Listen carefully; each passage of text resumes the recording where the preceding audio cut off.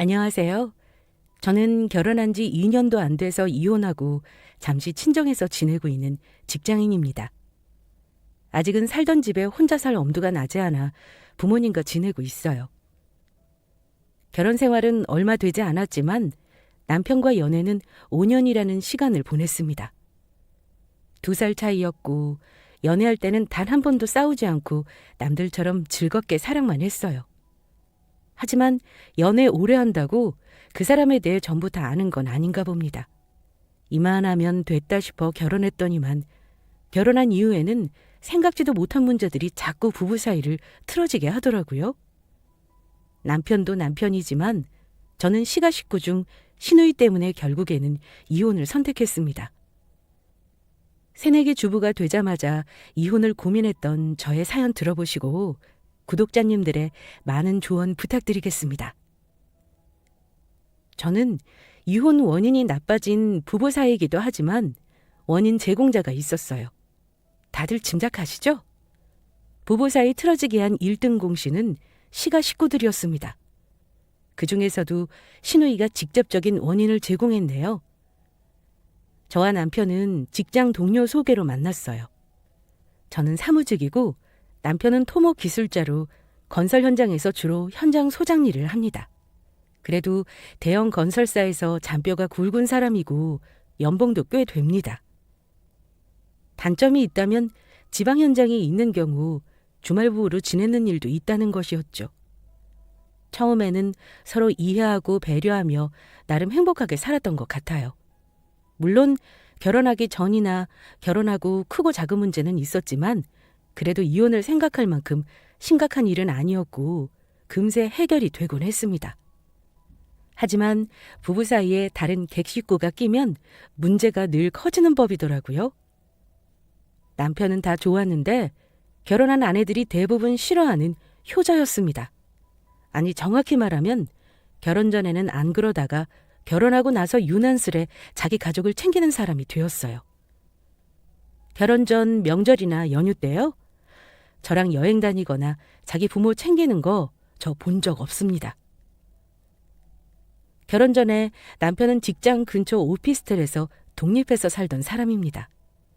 같이 있다 보면 가끔 자기 엄마에게 전화가 올 때가 있었는데요. 아마도 제가 듣기로는 집에 좀 내려와라, 아들 얼굴 좀 보자는 말을 하셨던 것 같습니다. 하지만 남편은 늘 귀찮다고 안 간다고 대답하는 것이 대부분이었어요.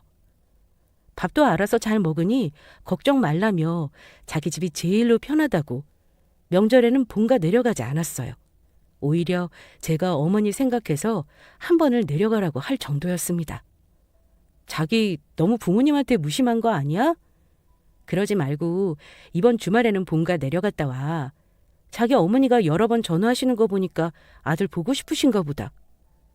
전화로 안 주고 살아있는 것만 확인하면 되지 뭘 그리 안달복달 얼굴을 보자 하시는지 모르겠네. 아휴, 다음 달 추석에나 내려가 보지 뭐. 주말에 운전하고 내려갔다 오려면 피곤하고 쉬지도 못해. 그럼 전화라도 종종 드려. 나중에 결혼하면 나한테 완전 아들 뺏겼다고 생각하실까 봐 걱정이다. 오히려 남편이 시가 식구들에게 너무 무심한 거 아닌가 걱정하기도 했습니다. 어쨌든 100%는 아니었지만 제 기준 세상에서 가장 다정한 남자였고 좋은 남편이 될 것 같았습니다. 그러다 결혼 이야기가 오갔고 예비 남편에게 결혼 자금이 충분치 않다는 걸 알았지만 저는 개의치 않았습니다. 예비 남편 말로는 자기가 시누이 결혼할 때 돈을 많이 보태줘서 돈이 없다길래 무심한 줄만 알았는데 그래도 자기 가족은 챙기는 사람이구나 싶었어요. 얼마나 돈이 없냐고 물어봤는데 나이 34세 모은 돈이 고작 5천뿐이었습니다. 오피스텔은 월세라 보증금이 얼마 되지도 않았고요. 예비 남편이 저에게 미안해하면서 결혼을 1년 정도 미룰까 물어보기도 했습니다만 저는 말 나온 김에 결혼을 하고 싶다는 입장이었습니다. 돈이야 앞으로 모으면 되는 거고 집은 4명의 아파트 있으니까 우리 둘이 맞벌이하면 돈 모을 일만 남은 거잖아. 자기는 여자 마누라 하나는 진짜 잘 만난 줄 알아? 그럼. 어쨌든 네가 그렇게 말해주니까 고맙다. 우리 부모님 결혼 늦어질까봐 걱정을 많이 하셨는데 한시름 놓으시겠어. 대신 결혼하면 내가 정말 잘할게. 남편이 내놓은 5천만 원과 제가 모은 돈이 있었고 저는 진작에 청약 통장을 써서 분양받아 놓은 아파트도 있었습니다.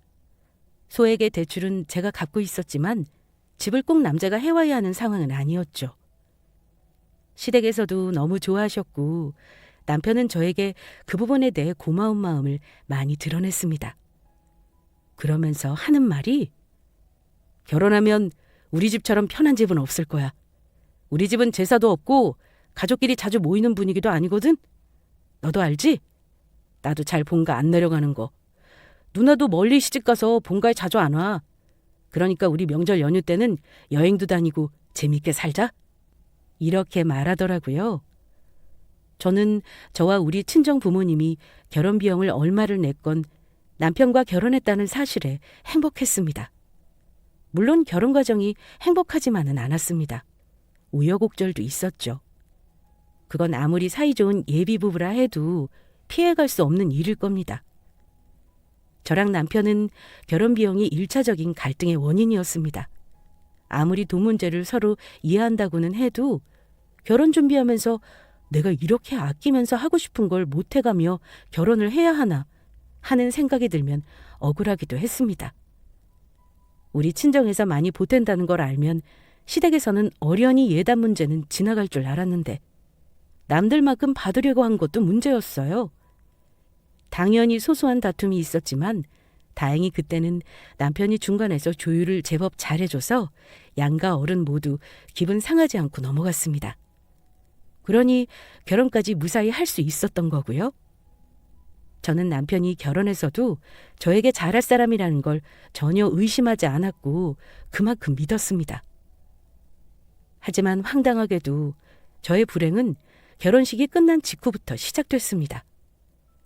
부부가 같이 살다가 서로 실망하고 이게 뭐지 하며 싸우고 이혼을 생각하는 게 일반적인 일일 텐데 저 같은 경우는 신혼여행 출발할 때부터 남편에게 실망을 했으니까요. 처음 부부 사이가 깨지기 시작한 건 분명 결혼 직후 신혼여행 때부터였다고 생각해요. 요즘에는 신혼여행 다녀와서 이혼하는 일도 드문 일은 아니라죠. 늘 다정하고 저에게 맞춰주려던 남편이 예전과는 너무나 다른 모습을 보이며 권위적으로 구는 걸 그때 처음 봤습니다. 공항에서 비행기를 기다리며 양가 부모님에게 잘 다녀오겠다 인사를 하고 있었을 때였는데요. 남편과 통화하던 시어머니가 저를 바꾸라고 했나 보더라고요. 그런데 어머니가 대뜸 저에게 하시는 말씀이 이제까지는 우리 가족이 아니니 그런가 보다 했지만 오늘부터는 할 말을 좀 해야 할 듯 싶구나. 너 보면 아직 배워야 할 게 참 많은 것 같아. 아직 네 시누이한테 전화 안 넣었다며? 결혼 준비하는데 이런저런 거 도와줘서 고맙다고 꼭 전화해서 얘기해라. 신혼여행도 잘 다녀오겠다고 말하고. 아까 보니 우리 딸이 자기 출가 외인이라고 옳게도 무시하는 거냐면서 기분이 안 좋더구나. 너 오늘 우리 딸이랑 눈도 안 마주치고 인사도 안 했다며? 우리 딸이 서운해하는 것 같더라. 여수에서 여기까지 동생 결혼식 보겠다고 며칠 전부터 와 있었는데 너도 고맙다고 해야 맞지. 저는 어머니 말에 너무 놀랐습니다. 다들 아시겠지만 결혼식 날 얼마나 정신없고 바쁜지 아시잖아요. 저는 아예 생각도 못하고 있었는데 서운하다고 지적하시니 놀랄 수밖에요.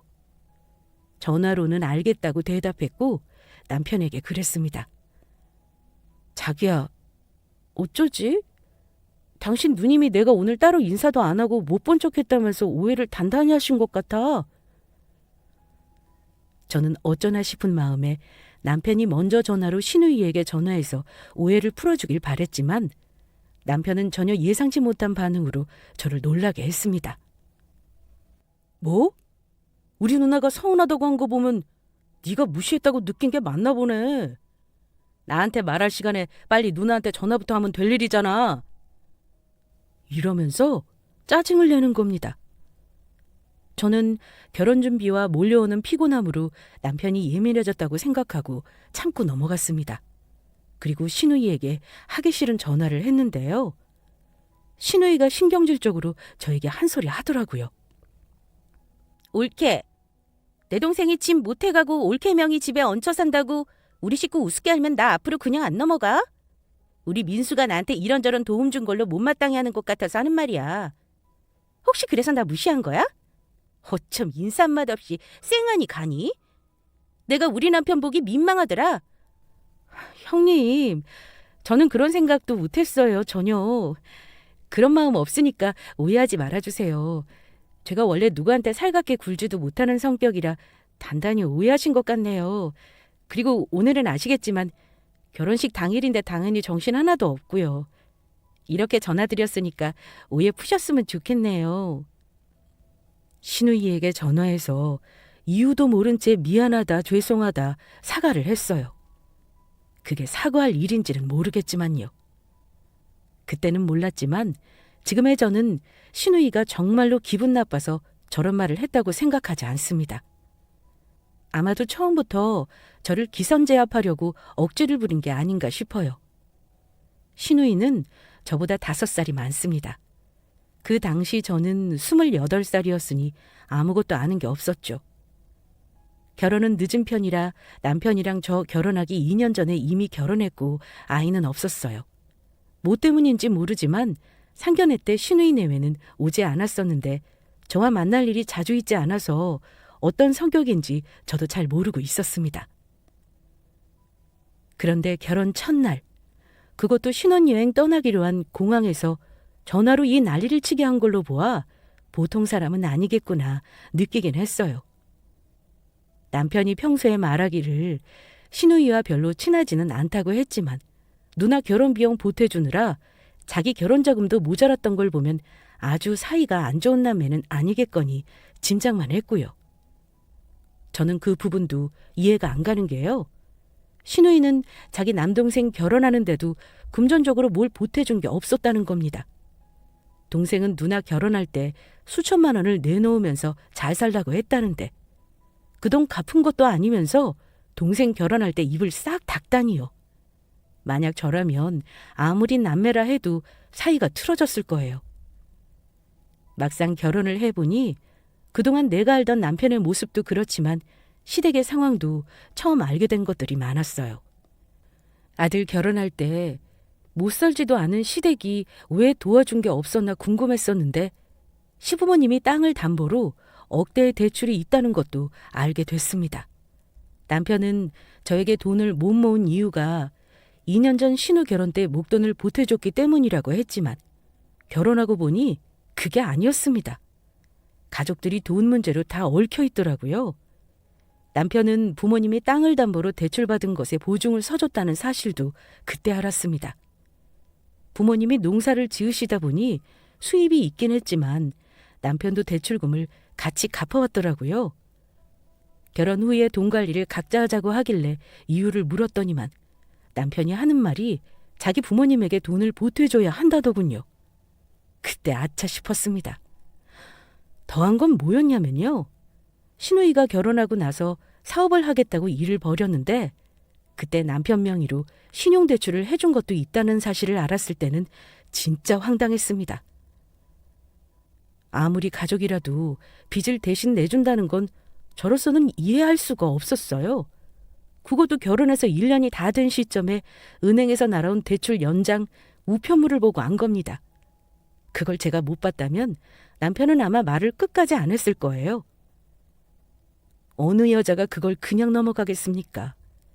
결혼해서 남편이 돌변한 거나 시댁 식구들이 힘들게 하는 건 100번 양보해서 참고 넘어간다 쳐도 저에게 거짓말을 하거나 고의로 속인 건 넘어갈 수가 없었습니다. 당신 이거 뭐야? 아니 대체 나한테 말도 없이 왜 대출을 받은 건데? 이거 받은 지 꽤나 된 거던데 3천만 원이나 대출 받으면서 왜 나한테 말도 안 한 거야? 아, 그거 내 이름으로 빌린 거지만 내가 갚는 거 아니니까 걱정 마. 우리 누나 사업 자금으로 급하다고 해서 빌려준 거야. 당연히 누나가 매달 이자 내고 있지. 당신이 이럴까 봐 그냥 말 안 한 건데 뭘 그리 화를 내? 당신더러 갚으라는 돈도 아니잖아. 남편의 뻔뻔함에 저는 말문이 막혔습니다. 내가 지금 내가 갚을까봐 이러는 거야? 작은 돈도 아닌데 형님이 쓰는 돈을 당신 명의로 빌려줬다는 게 문제지. 사람 일 모르는 거야. 만약에 형님이 못 갚아서 당신이 대출 연체되고 나면 어쩔 건데? 우리 나중에 대출 필요한 일 생겼을 때 당신 신용에 문제 생기면 어쩌려고 함부로 대출을 해줘? 저는 남편을 나무랐지만 남편은 듣기 싫다며 제가 하는 말을 잔소리라고 일축했습니다.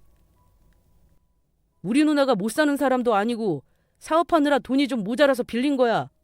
당신하고 아무 상관도 없는 돈이고 설마 그 돈을 못 갚아서 문제 생길 일 없으니까 잔소리 그만해. 내가 우리 누나 힘들다는데 돈 3천도 내 이름으로 못 빌려주냐? 신우이가 본인이 아는 가게인지 뭔지를 잘 이끌어서 문제없이 남편의 명의 빚도 잘 갚는다면 그래도 문제가 커지지 않았을 겁니다. 하지만 불행한 예감은 왜 빗나가지를 않는 건지. 신우이가 하던 사업을 말아먹으면서 신우이 부부 사이가 좋지 않다고 남편을 통해 들었는데 돈 때문에 신우이가 한동안 많이 힘든 듯 했어요. 결국은 제가 우려했던 상황이 생기더라고요. 남편 명의 대출을 제 날짜에 입금을 하지 않아서 남편이 자기 돈으로 몇 달을 대출 상환을 해야 했습니다. 아무리 연봉이 높다 해도 그래봤자 월급쟁이잖아요. 한 달에 100만 원 가까운 돈을 생으로 낸다는 건 결코 쉬운 일이 아니었습니다. 제가 어쩔 거냐고 물으면 남편은 신경질을 내면서 대답했어요. 당신이 내줄 거 아니면 내가 알아서 할 테니 얘기하지 마. 누나라고 지금 마음이 편하겠어? 매형이랑 맨날 싸우고 아무래도 이혼이니 뭐니 말도 나오는 것 같은데 지금 상황에서 누나가 돈 갚으라는 말을 어떻게 해? 나중에 때 되면 말할 테니까 당분간 모른 척해. 내가 돈 내는 거지 네가 내는 거 아니잖아. 그래도 그렇지. 매달 모여서 큰 돈 되면 그 돈 형님이 한 번에 주지도 못할 거잖아. 고스란히 당신이 내는 게 아니면 뭐겠어? 그러게 아무리 가족이라도 왜 대출을 명의를 빌려줘서 이런 일을 만드는 건데? 내가 왜 스트레스를 받아야 되냐고. 내가 알아서 해결할게. 큰 돈도 아닌데 우리 누나한테 그냥 모른 척 해줘. 구구절절 제가 하는 말이 전부 맞으니 남편도 한숨만 쉬고는 어떻게든 해결해 보려는 듯 한동안 자기 누나랑 계속 연락을 하는가 싶었습니다. 그런데 결국 더한 일이 터지고 말았습니다. 남편이 한 번은 신우이의 전화를 심각하게 받더라고요. 그러더니만 나가서 담배를 얼마나 피워대는지 한참을 있다가 들어와서는 한다는 소리가 자기 누나가 이혼을 했다는 겁니다. 우리 누나 이혼했대. 그동안 우리 부모님 걱정할까 봐 말을 못했나 봐. 큰일이다. 누나는 애도 없고 결혼한 지 5년도 안 된 데다 있던 재산도 누나가 장사하면서 다 없어진 모양이야. 그 집에서는 우리 누나가 집안에 잘못 들어와서 돈줄 다 말랐다고 빈털터리로 내쫓을 생각인 것 같더라. 우리 누나 불쌍해서 어쩌냐 여보. 솔직히 말하면 저는 결혼 직후 일도 있고 신우이와 그닥 가까운 사이는 아니었습니다. 하지만 막상 신우이가 이혼한다는 말을 들으니 마음이 좋지는 않았습니다. 어쩌냐? 혹시 형님 살던 집은 어찌 된 거야? 그래도 전세 아니고 자가였다며. 돈은 조금이라도 건지고 나오시는 거 맞아? 협의 이혼이라면 서로 재산은 나누겠지. 하지만 남편이 한숨 쉬면서 대답하는 거 듣고 저도 속이 답답했습니다. 돈은 무슨... 그 집도 진작에 후순위까지 담보 잡혀놨었나 봐.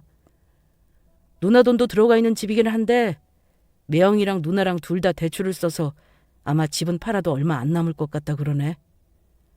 이혼하고 누나 서울에서 직장을 구해보겠다는데 당장 지낼 곳이 없어서 큰일이다. 형님이 대책도 없이 이혼하겠어? 자기 살 궁리는 해놓고 이혼하시는 거겠지. 글쎄... 누나가 우리 부모님 집에서 같이 살기는 힘들 것 같아. 아무래도 우리가 누나를 좀 도와줘야 할 듯 싶네. 어찌 남편 반응이 불안불안하다 했는데 남편은 자기 누나를 도와주자는 말을 넌지시 꺼냈습니다. 우리가 당신 누나를 무슨 수로 도와줘? 당신이 지금 이미 누나 대출금도 갖고 있는데 뭘 더 하자는 거야? 다 큰 성인들이고 부부 사이 일이야. 이혼하고 나서 알아서 홀로서기 해야지 우리가 뭘 해. 나는 당신이 그렇게나 누나를 생각하는 사람인 줄은 몰랐네. 저도 날카롭게 반응한 건 인정합니다. 하지만 남편은 이미 마음속으로 계획을 짜놓았더라고요. 남편은 그날 이후 누나를 도와주자며 저를 살살 구슬리면서 설득했습니다. 도와주자는 게 차라리 돈이었다면 여력되는 대로 빌려줬을지도 몰라요. 하지만 남편은 신우이가 당장 지낼 곳을 구할 돈이 없다며 직장 구할 때까지만 해도 우리와 같이 지내기를 원했습니다. 여보, 내가 당신한테 할 말은 아니지만 나 우리 누나 너무 불쌍해. 결혼할 때도 해가는 거 없다고 무시받으면서 갔는데 애 안 들어서서 면목 없다고 장사라도 해보려다가 망해먹은 거잖아. 근데 매형은 누나 감싸주지도 않고 이혼하자고 하니 누나 속에 어떻겠냐? 누나가 직장 구한다니까 그때까지만 우리 집에서 있게 해주자. 누나 지금 어디 오갈 데 없어. 부모님 계시는 시골에서 일할 곳을 구할 수도 없잖아.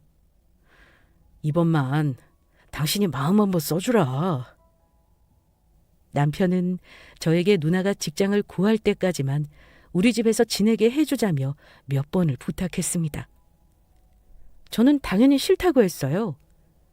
착한 시누이라고 해도 불편할 텐데 저랑 가뜩이나 껄끄러운 사이인데 얼마나 불편하겠습니까? 그런데 시어머니까지 나서서 저에게 부탁을 하는 데다 시누이가 직접 자존심 구기고 저에게 부탁을 하는데 계속 싫다는 말이 안 나오더라고요. 옳게.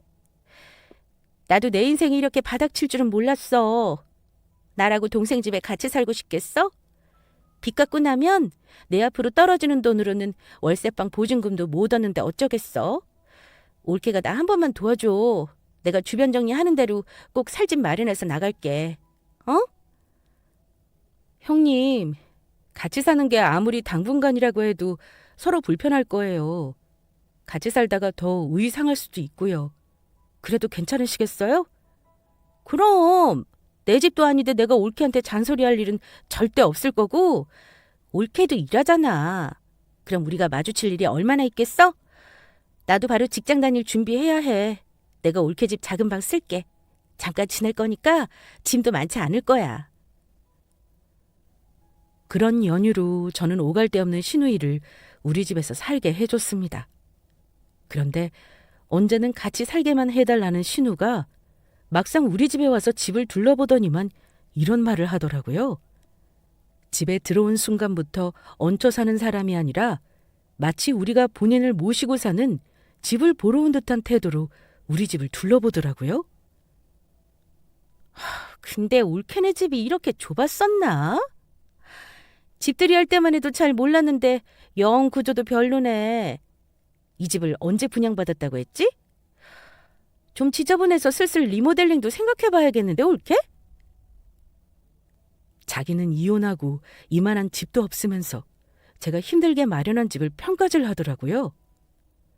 그래서 제가 시누이 쓸 방을 보여줬더니만 반응이 더 가관이었습니다. 어머, 작은 방이라고 해서 그래도 침대랑 책상이랑 장롱을 들어갈 줄 알았는데 이게 뭐야? 올케, 이 방은 두 번째로 넓은 방 맞아? 누가 보면 창고인 줄 알겠다. 나 설마 이 방 써야 하는 거야? 이 골방에서 나더러 자라고? 그러자 남편이 제 눈치를 살피며 황급하게 시누이 입을 막았습니다. 아, 누나. 이 방에서 누나 지낼 거라고 우리 집 사람이 청소 다 해놓고 매트리스랑 화장대도 새로 들여놨잖아. 방 비우느라 얼마나 힘들었다고. 어차피 몇 달만 지내는 거니까 그때까지는 대충 있자. 그럼 그 몇 달 동안만 내가 화장실 딸린 안방을 쓰게 해줬으면 얼마나 좋아. 이왕 마음 쓰는 거 통 크게 말이야.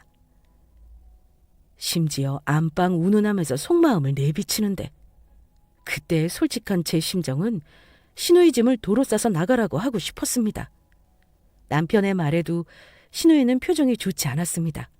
마치 자기가 왜 이런 좁은 방을 써야 하냐는 듯한 시누이의 태도를 보면서 왜 저리 천지분간을 못하나 싶었습니다.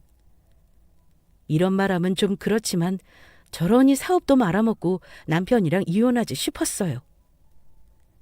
남편에게 신우이의 뻔뻔함을 따지니까 남편은 저한테 이해를 좀 해달라며 자기 누나를 감싸고 돌더라고요. 저는 앞으로의 동거 생활이 심히 걱정되기 시작했습니다. 제 예상대로 신우이가 같은 공간에서 지내게 되니까 또 다른 문제가 생기기 시작했습니다. 일단 신우이는 결혼해서 살림한 경험이 있는 여자라고는 도저히 믿을 수 없을 만큼 주변 정돈을 못하는 성격이었습니다. 저나 남편이나 맞벌이를 하는지라 매일 집을 깨끗이 치우고 살지는 못했어요. 그래도 저는 더러운 건 못 보는 성격이라 정리정돈과 청소는 신경 쓰는 편입니다. 그런데 신호 하나 들어왔다고 집이 어쩐지 청소할 일이 더 많아지더라고요. 저는 그래도 신우이가 살림도 했던 사람이니 어느 정도는 집안일을 도와줄 줄 알았습니다. 돈 한 푼 안 내고 남동생 부부집에 얹혀 살면 그 정도는 해야 하는 거라 생각해요. 적어도 자기 먹은 그릇은 씻어놓고 자기 빨래나 방 정리 그리고 화장실 청소는 기본이라고 생각합니다. 그런데 신우이는 집안일은 고사하고 자기가 어지러놓은 거 치우지도 않는 습관이 있더군요. 저도 회사 다녀오면 출퇴근 시간이 길어서 녹초가 되는데 어질러져 있는 집을 보면 짜증이 났습니다. 설거지는 한가득에 화장실에는 머리카락과 손자국 천지, 거실 테이블에는 김치 국물이 말라붙어 있고 소파에는 과자 부스러기가 한가득이었죠. 그뿐이 아닙니다. 차마 제가 여기 쓸 수 없는 더러운 장면도 여러 번 목격했네요. 그래도 남편의 누나이니 싫은 소리 하는 건 참 어려운 일이었습니다. 괜히 싸우기 싫어서 그냥 제가 했는데 한 번은 신우이가 거실에서 짜장라면을 먹다가 소파에 국물을 튀기는데 너무 짜증이 나서 한마디 했습니다. 형님, 제가 어지간하면 말 안 하려고 했는데요. 지금 같이 산 지 2달 동안 정말 제가 힘들어서 그래요. 남편 치다거리 하는 것도 저 힘들거든요. 매일 어지르기만 하고 청소 한 번을 안 하니까 일 다녀오면 피곤해 죽겠는데 형님이 어지른 것까지 내가 다 치워야 하냐고요. 제발 기본적인 건 좀 해주세요. 그렇게 한 소리 하자 신우이는 어이없다는 듯 피식 웃으며 말했습니다. 옳게. 내가 어지르면 얼마나 어지른다고 사람한테 짜증을 그렇게 내? 내가 먹은 거 치우면 되잖아. 누가 옳게더라 해달래? 내가 옳게 집 얹혀 산다고 지금 사람 우습게 보니? 이혼하고 이러고 있다고 사람이 우스운가 봐? 먹은 것 좀 치워달라는데 그게 이혼하고 우습게 보는 거랑 무슨 상관이에요, 형님? 먹고 남은 쓰레기 치우고 본인이 먹은 설거지 세제 묻혀서 닦고 물로 헹궈내면 되는데 그게 뭐가 어렵다고 맨날 개수대에 쌓아두기만 하시는 거예요? 제가 오늘만 해도 설거지를 몇 번 했는 줄 아세요? 서로 언성이 좀 높아졌나 싶은 순간 남편이 퇴근해서 돌아오더니만 무슨 일이냐고 묻더라고요. 그런데 제가 말을 꺼내기도 전에 신우가 이러는 겁니다. 야, 김민수! 네 와이프 나한테 뭐라는 줄 아냐? 내가 이혼해서 동생 집에 이러고 산다고 사람 우습게 보나 봐. 집안일 하라고 나한테 타박을 하네? 앞뒤 다 잘라먹고 딱 본인 입장에서 얘기하는데 누가 들으면 제가 얹혀 사는 신우를 이유 없이 구박하는 걸로 오해하기 십상이더군요. 여보, 그게 아니야.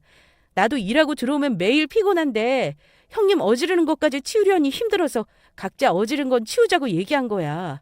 당신도 집꼴을 그동안 봤으니 알 거 아니야. 우리 둘이 살 때 이렇게 집 어수선한 적 있어?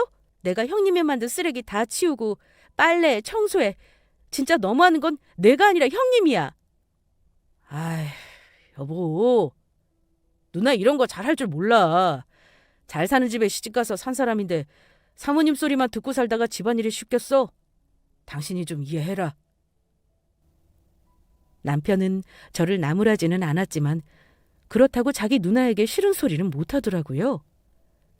신우이는 자기 동생 앞이라고 조금 전 따지고 들던 모습과는 달리 억울해하며 눈물까지 보이더군요. 남편은 자기 누나가 안 됐는지 방으로 데리고 들어가 달래주더군요. 그 모습을 옆에서 보면서 이 남매가 지금 내 집에서 뭐하는 짓인가 싶었습니다. 같이 보내는 시간이 1달, 2달 길어지면서 갈등은 점점 심해졌습니다. 일단 신우이는 짐이 점점 늘어나 나중에는 본인 짐이 우리 집 거실까지 점령을 하기 시작했습니다. 그리고 도무지 일자리를 구하려는 모습이 보이지 않았어요. 대체 형님은 지금 직장 구할 노력은 하고 있는 거 맞아? 우리 집에 온 지 다음 주면 벌써 3달째야. 나도 스트레스고 형님도 스트레스인데 얼른 따로 살 생각을 하는 게 좋지 않겠어?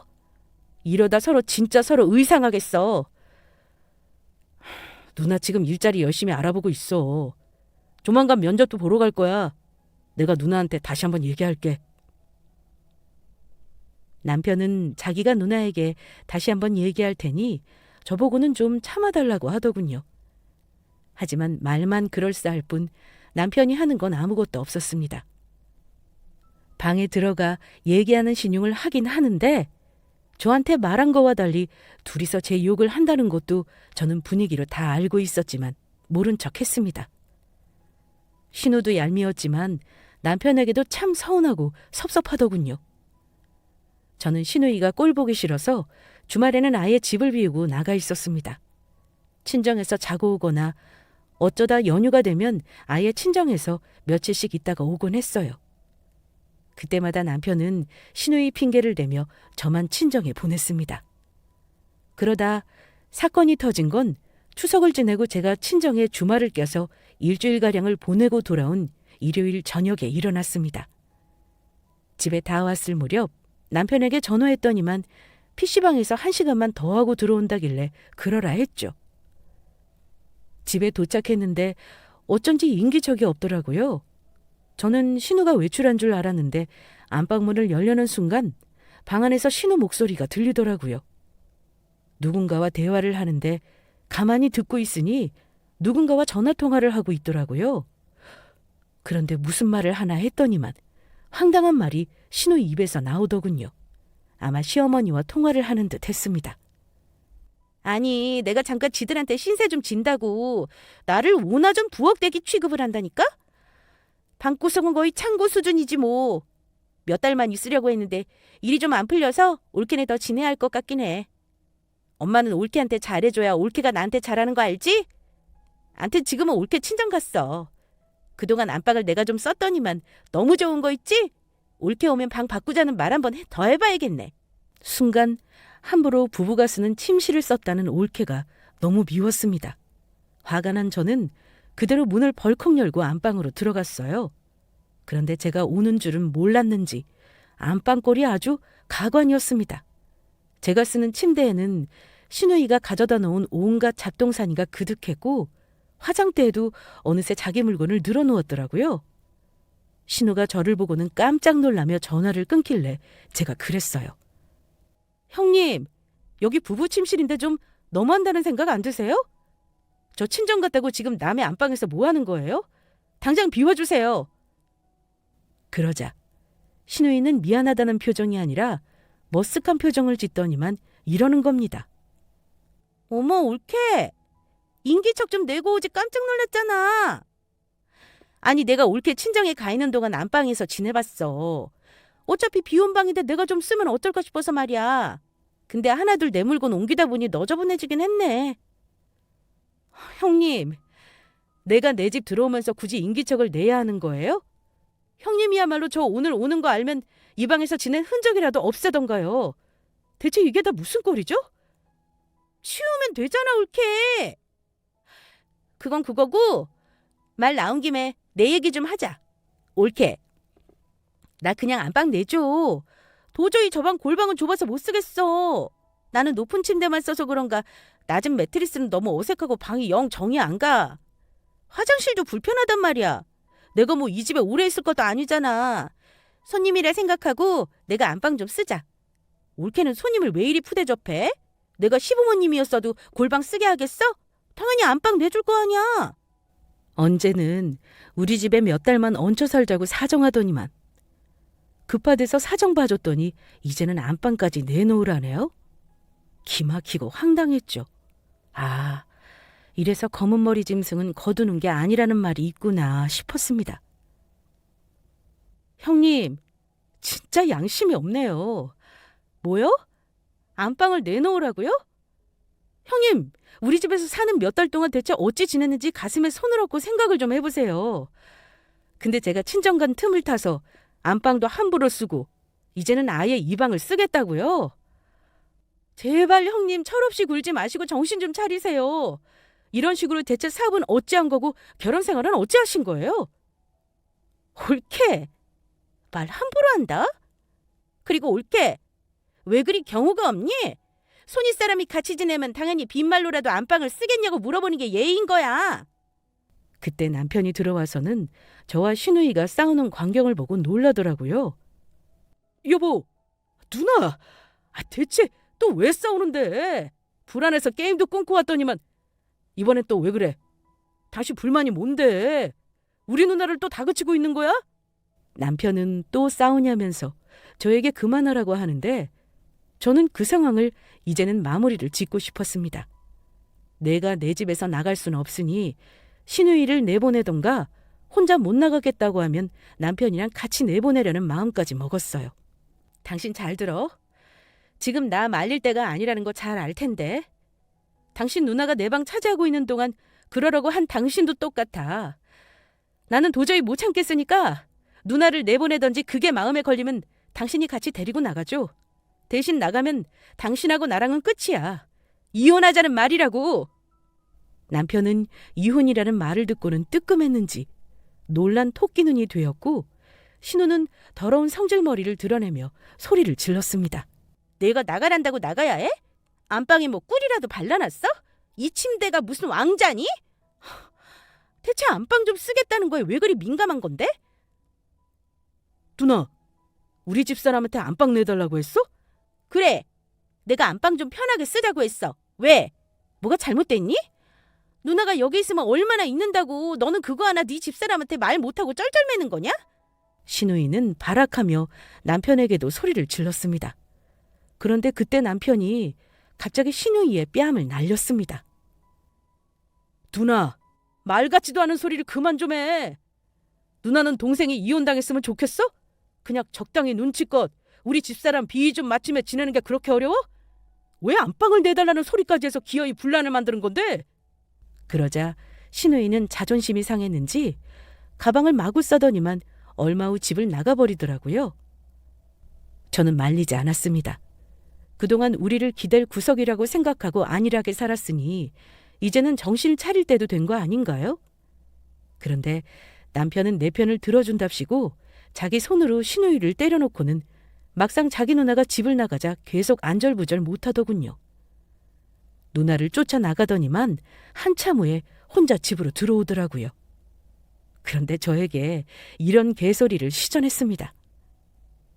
우리 누나 엉엉 울면서 본가로 내려갔어. 내가 당신 편든다고 뺨 때려서 단단히 삐졌나 봐.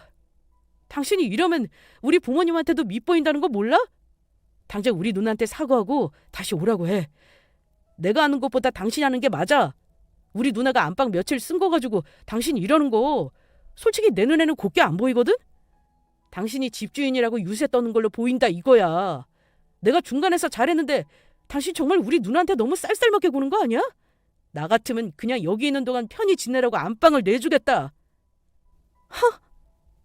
다원 참. 어쩜 두 남매가 저렇게 개념이 없냐? 그동안 참고 산 내가 등신이었네. 나는 당신 누나도 누나지만 당신한테 더 기분 나쁘고 화가 나네. 나 결혼 직후에 당신 누나한테 전화해서 영문도 모르고 사과했고 당신이 신용대출 대신해준 것도 참고 넘어갔어. 집에 몇 달 살게 해준 것도 보통 여자들 같으면 어림없는 일인 거 몰라? 근데 여기서 내가 뭘 더 얼마나 더 이해해주고 참아줘야 돼? 내가 가만히 있으니까 호구로 보여? 당신도 나가. 꼴 보기 싫으니까 당장 너네 집으로 가버려. 당신 막 나가자는 거야? 뭐 이혼이라도 하겠다 이거냐고? 이혼? 못할 거 없지. 내가 당장 내일이라도 서류 보낼 테니까 깨끗하게 갈라서자. 어때? 대신 계산을 정확히 할 거니까 두고 봐. 많이 화가 난 상황이었지만 홧김에 이혼하자는 말은 절대 아니었습니다. 저는 진심으로 이혼하겠다고 결심했고 남편도 기분이 상해서는 본가에 내려가겠다면서 집을 나가더군요.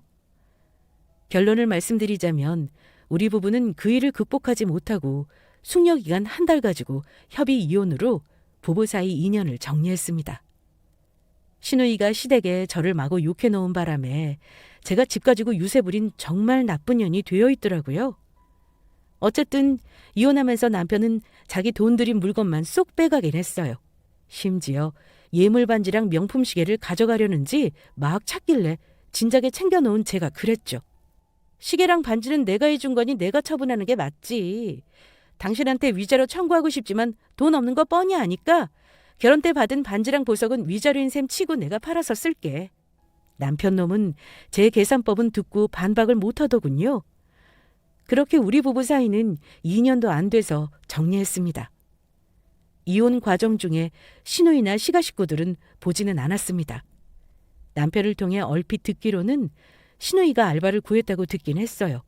그 성격의 알바를 제대로 할 수 있을까 싶기도 했지만 30 훌쩍 넘은 성인이니 알아서 자기 인생은 건사하겠죠? 저에게 결혼은 너무나 비생산적인 시간이었습니다. 결혼 전 재미있었던 삶이 결혼 후 피폐하고 무의미했어요. 싸우면서 서로에게 상처도 많이 줬고요. 어쨌든 저처럼 부부 사이도 문제겠지만 다른 가족이 거들어서 이혼하는 사례도 있다는 걸 아셨으면 합니다. 이혼하면 세상이 무너지는 기분이 들 것으로 생각했는데 막상 이혼하고 나니 오히려 속이 후련하고 꼴 보기 싫은 사람들 안 봐서 너무 좋은 거 있죠? 제 몸 하나만 챙기면 되니 그것도 너무 좋더라고요. 당분간은 이 홀가분함을 즐겨보려고 합니다. 아직은 이혼한 새내기이니까요. 끝으로 이혼의 위기를 겪고 있는 분들이 있다면 이유는 다들 각양각색이겠지만 절대 두려워할 필요 없다는 걸 말씀드리고 싶습니다. 잘못한 사람은 어떨지 몰라도 당당한 사람은 두 발 뻗고 잘 자게 되어 있습니다. 저의 이야기는 여기까지예요. 끝까지 들어주셔서 감사합니다. 구독자 여러분들 모두 행복하세요.